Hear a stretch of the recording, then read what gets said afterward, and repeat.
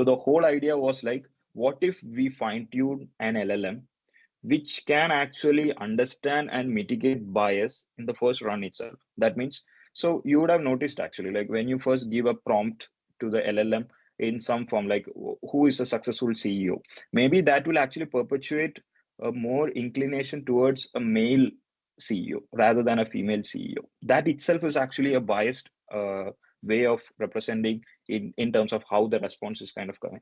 So now the thought was like, how can we fine tune an LLM without like degrading its knowledge base, so that like it understands the context that it shouldn't be biased. So that was the thought in which we trained some of these systems.